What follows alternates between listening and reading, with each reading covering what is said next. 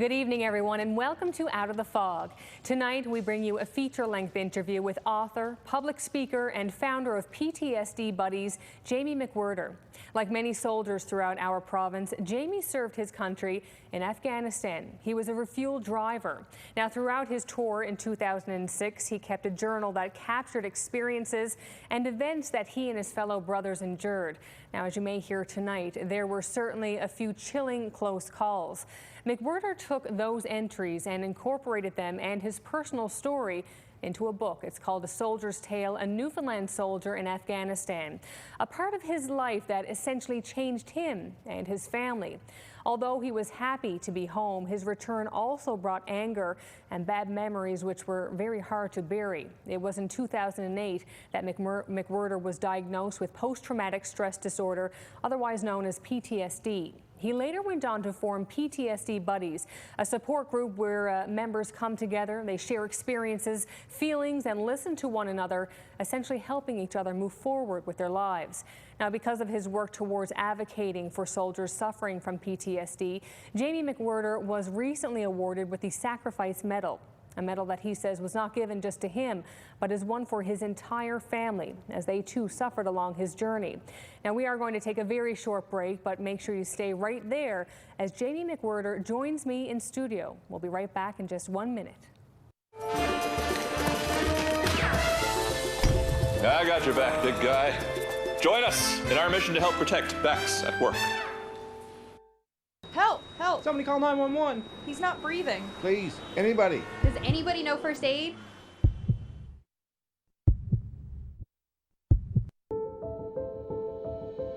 Bladder cancer.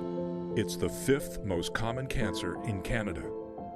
The most common symptom of bladder cancer is blood in the urine. Please, don't ignore this warning sign.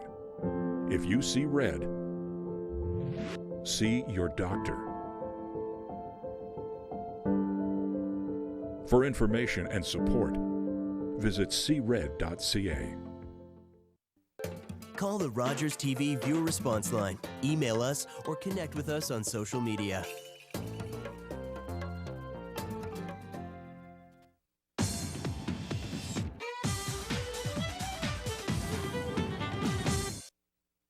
Welcome back to Out of the Fog. Well, before the break, we told you a bit about the story of author, public speaker, and founder of PTSD Buddies, Jamie MacWhirter. He joins me now in studio. Welcome to Out of the Fog. Hey, thanks for having me. It's great to have you here. So at the top of the show, I was telling our viewers about this book. You know, a lot of this from your journal entries, from your tour in Afghanistan. You really told your personal story, I guess, about PTSD and its effects that it had on you and your family.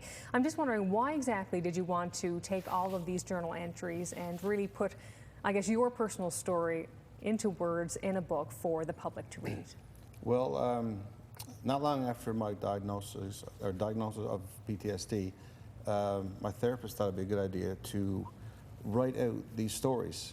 He knew I had a journal, so he thought, you know, every day, Jamie, open up the page of your journal, read over the story, remember it, and then write it out. He thought it'd be a good way for it to get off my chest, I guess. So after a few months, I had like 35, almost 40 stories written.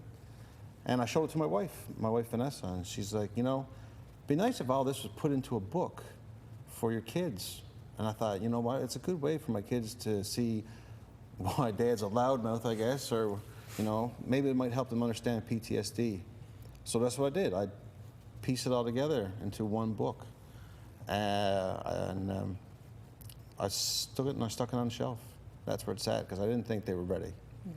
And it sat there for a few months, and then my wife again, you know, it wouldn't hurt just to send it to a publisher, why not, right? And I won't lie to you, we were hard up for money at the time. I got posted to Newfoundland, and I took a very big loss in my house, trying to sell my house.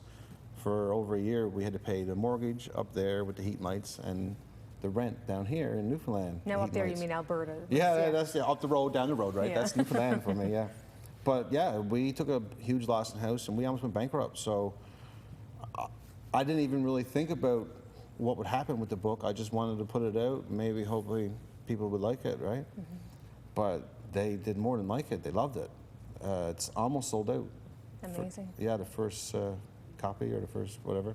Yeah, so the first set, I guess, round of the book being published. Was when you were writing these stories and reflecting on, you know, all the things that had happened, was it kind of a healing process for you? Did you find it good? While I was writing it, my wife said there were times she'd walk into the kitchen where I was writing on a laptop and I had tears running down my face. And yeah, I guess I was reliving, but it was just getting it off my chest. I think a lot of it, for me, for the healing was when people read it, they kind of understood a bit more about what goes on overseas. And, you know, I mean, I'm not no major or nothing. I'm just a guy who drove a truck overseas. I was an MSC op, which is just a fancy word for a driver, right? But yeah, I mean, people could relate to it more, I guess. I was down with the PBCLI driving their trucks. One thing that I took away from the book, you write about being alone. You know, although you were surrounded by, you know, the men and women that were there with you. You talked about at one point your best friend was there with you, but when you sat down to write in your journal, was it a way of, I guess, keeping you company so you didn't feel as alone? Yeah, I guess so. I mean, I do talk about me being alone, but the thing was, I was really close to the guys, to the other truckers that I drove with and the people I work with. But for my tour, for me going overseas, going outside the wire, I call it, like leaving the camp, I never really had the same co-driver. There was always somebody different. And you can talk to any person who was a trucker overseas or an infantryman overseas.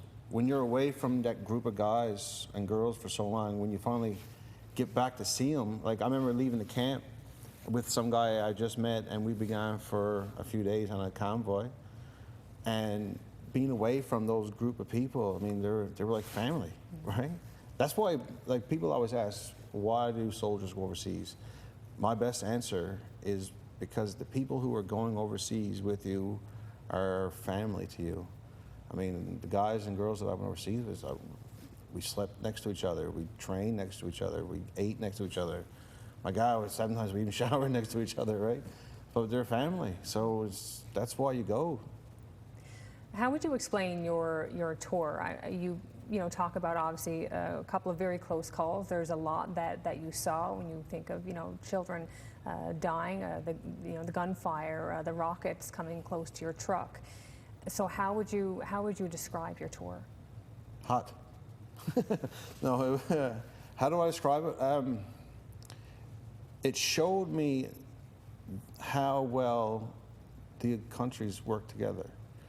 That's one thing I seen. There was no racism overseas. You know, we have bigger things to worry about. I loved working with the Australians. They're great soldiers. The Americans too. I mean, it was great to see how we all worked together. I mean, I remember being on a convoy where we got in trouble. We called in American air support. I mean, for us at the time in 2006, we didn't have Canadian air support. But the Americans are here to help, you know. I mean, we were all working together on one cause. It was beautiful. You talked in the book about anger, about the anger that you had. How would you describe, I guess, the effects of your tour on you and you, I guess, mentally and physically? Well, for one, I'm a Toronto Maple Leafs fan, so you can check up some of the anger to that. But yeah, but when I first came home, I was always the type of person who liked to be in the bar or in the crowd or on the stage. I loved it. And when I came home, it was only the next day. I tell this story on stage. It was only the next day that I really wanted to go to a grocery store and get some Canadian food. I've been eating rations and food, Afghan food for so long. So I remember, Aaron, I got my grocery cart and I'm going up and down the aisles and I'm picking out, all the things that I want to have. And once I had my cart full, I rolled up to the front. And when I got to the front, there were so many people. I don't know what was on sale, but Newfoundland or Edmonton people came out by the truckloads. There were so many people, and standing there in that crowd, my heart started to beat really fast. And then I couldn't breathe. And I passed out right there in the grocery store. I was still kind of in the aisle, but I fell. Luckily, I was in the cereal aisle and not in the can aisle, right? But I fell into the honeycomb cereal. And I don't know how long I was out. I don't think I was out very long because there was no one standing around me when I woke up. But I stood up and I felt so embarrassed. I was like, here's Jamie. I'm a soldier, big tough guy. And I just passed out. I thought I had a heart attack. I found out later it was a panic attack or an anxiety attack. I never knew what the heck that was until I had one. But I raced back home. I lived in a house by myself at the time. My wife, I wasn't married at the time. And I went right into my basement. I closed the doors, I locked them, I closed the blinds. I stayed down there for over, I think it was around almost 2 weeks. I wouldn't turn on the lights because I thought someone would know I was home. It was like I couldn't face anybody. I knew something was wrong. I knew being around strangers in a crowd, I would have a panic attack again. So I was scared. I wouldn't go outside. Now, in those 2 weeks, Vanessa would come over from time to time and bring me food and stuff, right? Because I wouldn't go outside at all. And it wasn't until she tricked me. After 2 weeks, she tricked me to get me outside. And if people are watching this and they're the spouse of someone with PTSD, this worked for Vanessa anyway. She went to me and said, she made me think I was doing something for her. And what she did is she said, Jamie, we're out of milk, but I'm too tired to drive. Would you come with me and drive with me? Otherwise, I don't know what would happen. Panic set in a little bit. I have to go. I have to do this. This is for her. Next thing I know, I'm at the grocery store with her. So she tricked me. But it was a good trick. But it was a good trick, yeah. She's smarter than I am. But don't tell her I said that. Not at all. So you had your diagnosis. It was a year after you came back to Canada. Yeah, I did my tour in 2006. I was diagnosed in 2008. So just over a year before they diagnosed me. How would you describe, I guess, post-traumatic stress disorder? To somebody who doesn't know what it is, I would say, and this is how I explain it to my kids. When I do my speeches, Aaron, a lot of people really want to know how to explain this to your kids. Because I believe the reason why I'm beating PTSD and why I know I'm beating it is because my wife and my kids. I sat them down one time and I said, Dad has post-traumatic stress disorder, or PTSD. And what that means, guys, is Dad has no control over his emotions anymore. So you could see Dad sad for no reason. He'll hide in his room, he's sad, and it's not your fault. Dad will get mad for no reason. He could come home and scream or yell, and it's not your fault. Getting emotional about it, right? But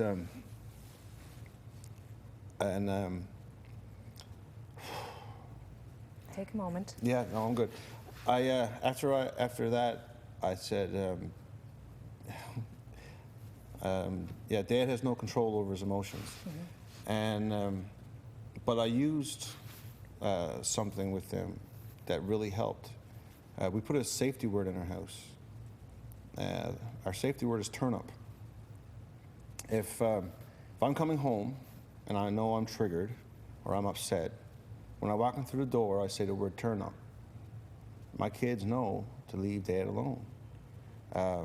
And on the other hand of that, if something happens and I start to yell, because I remember there was been times that I remember yelling and seeing Cody, who was only 5, just trembling. And I'll never forget his face, never forget his face and the fear in his eyes. And that was the day we started the safety word. But Cody comes home, Aaron, and had a bad day. He's 8 years old now. And I've watched him walk in the door and I say, hey, Cody, how's it going? And he goes, turn up, Dad. And okay, leave Cody alone, right? But it gives the kids power. It gives them a safety button that they can hit when they are fearful of their parents or the person with PTSD, or they're worried or something, right? It gives them that moment to shut everything down. It sounds funny, turnip, but it really works. It really works. You hear a lot of, I've heard over the years, I have friends who've served in Afghanistan, and you hear that people, men and women, when they come back, they're not necessarily the same person. Something is different, with them inside. That's different for everybody, though, is it not? Yeah, I think a TOR or PTSD affects anyone different. I mean, let's put it this way.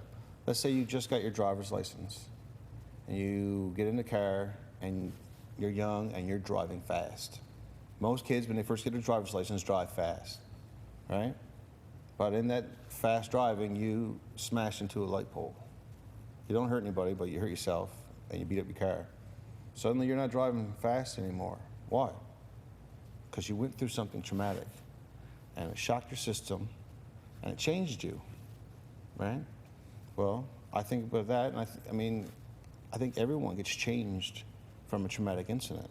You don't see it if it's small, right? But who's to judge what's small? I mean, a car accident could be small to me, could be huge to somebody else. But you think about a police officer who probably sees more trauma than the usual person. So their PTSD could be a bit more extreme, right? And triggers are different for everybody? Sure, yeah. Like one of my triggers is a child crying. A trigger for me is something that will make you remember that tragic moment. I'll give you one example. I deal with women who've been raped. So I found a lot of women's triggers are certain songs. And I'd never understood that until one lady told me this was a song that was playing while she was being raped.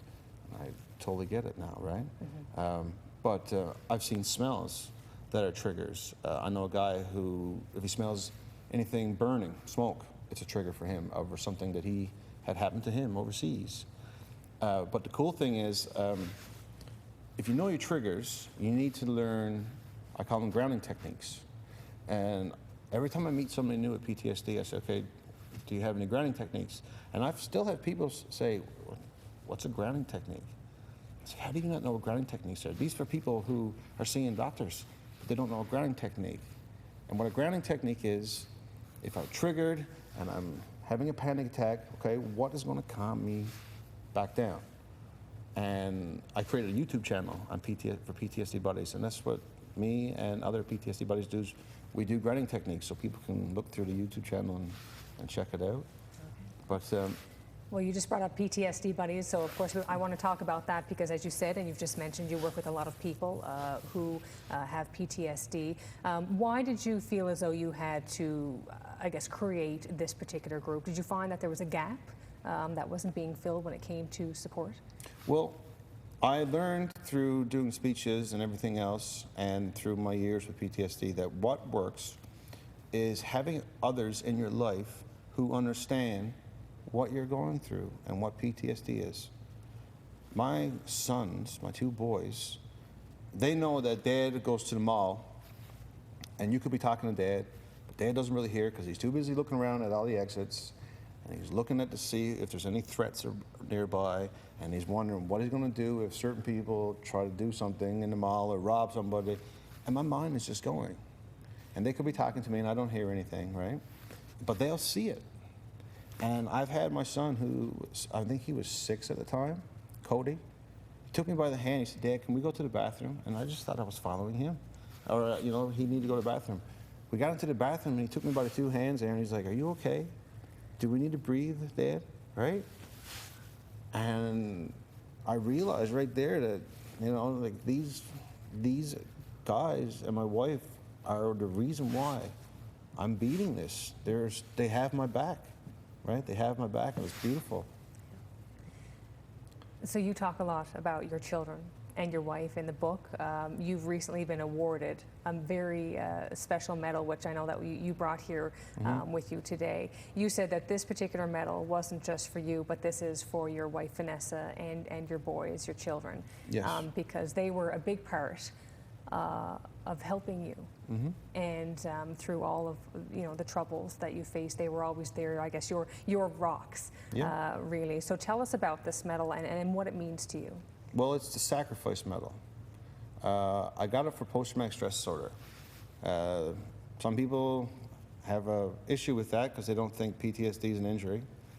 Well, my response to that is live with it, and you tell me if it's not an injury. But to me, I share this medal with my family because if I got it for post-traumatic stress disorder, then they deserve it just as much as I do. They were in the PTSD trenches with me, you know? I mean, you get a medal for being on tour, well, they were on my PTSD tour with me. It's all going to come clear in the next book, A Soldier Returns. That's the name of the next book. But yeah, if I could, I said it when they pinned it on my chest. I said to Admiral Newton, I said, if I could, I'd take this right off my chest and stick it right on one of the kids, right? They're my PTSD buddies. Yeah. So going back to PTSD Buddies, who is this for? Who can avail, I guess, of this particular group and avail of the support? Everybody. It's not just for veterans, it's not just for soldiers, and it's not just for first responders, it's for everybody. The reason why I started PTSD Buddies is, I think I started before and I got off track like I always do, but we started it because I went and did speeches around Newfoundland and around Canada. Just did another one recently, but I wanted to tell it. I wanted everyone to have someone they could talk to, like I had Vanessa or I had the kids, right? And through all these speeches, I got to meet lots of people with PTSD. I mean, I get up on the stage and talk for an hour, and I'd be on the side of the stage talking for 3 hours to people with PTSD, all sharing their stories. So they'd all want to be my friend on Facebook, right? So I would always friend them and keep in contact, but I couldn't keep up with it all. There were so many messages and so many emails, I couldn't keep up with it all. And I said, if I could just put them all into one group, and we could all just share ideas and lean on each other. And then my son's like, well, Dad, that just sounds like a Facebook group. Why don't you just do that? And I'm like, what is this Facebook group thing you talk of? But yeah, I created a Facebook group, call it PTSD Buddies. And all the people who I met on these tours and became friends with on Facebook, I added them to the group.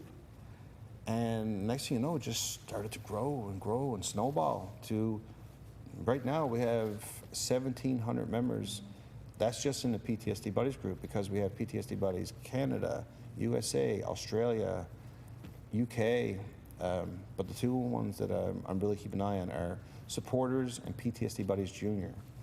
Supporters is for someone like you. You now know me. You know somebody with PTSD, or it's for spouses or people who want to learn more about PTSD, I guess, right? But I'm not in that group. I'm blocked. My wife's in that group. This gives her a place to vent, so I can never see it, I guess. Because I know me, I tend to take things the wrong way. It's not me, it's the illness, no, right? But I can take things the wrong way, and this gives her a place that she can vent. This gives her a place she can talk to other spouses and figure things out, right? I wanted to touch a little bit on your tour. We just have a bit of minute left, but you've just been on a cross-Canada tour talking, yes. Doing many, I guess, speeches on PTSD. How was that for you? Amazing. That experience? Amazing. I went from St. John's, Newfoundland to Timmins, Ontario.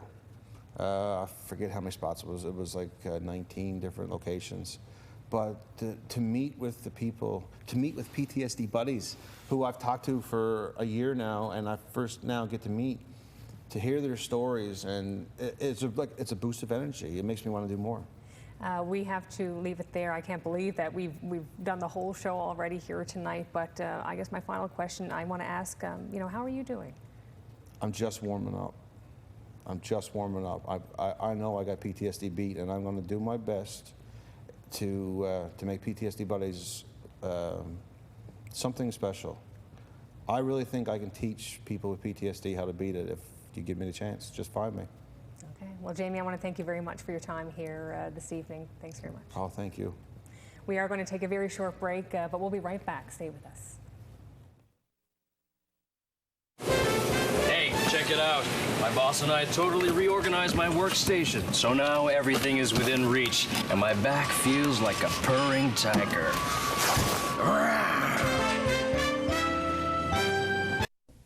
I can. I can. I can. I did.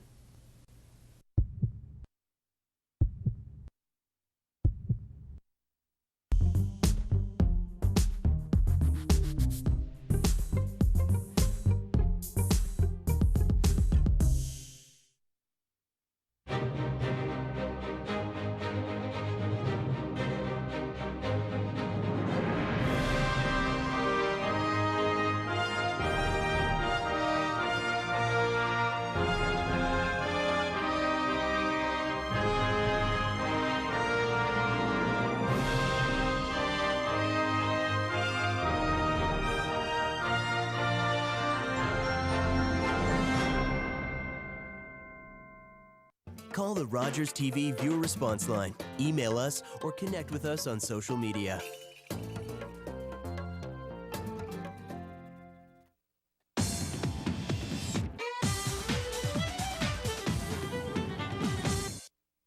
And welcome back to the show. Well, I hope you enjoyed my conversation with Jamie MacWhirter. To find out more about PTSD Buddies, you can look up their website, ptsdbuddies.com or .ca. Jamie is also on Twitter at PTSD Buddies. Lots of ways to get in touch with him. Well, we have come to the end of tonight's show. Thank you so much, as always, for joining me. I'd love to hear your thoughts on tonight's show, maybe your thoughts on PTSD. Is there enough being done in our province to help?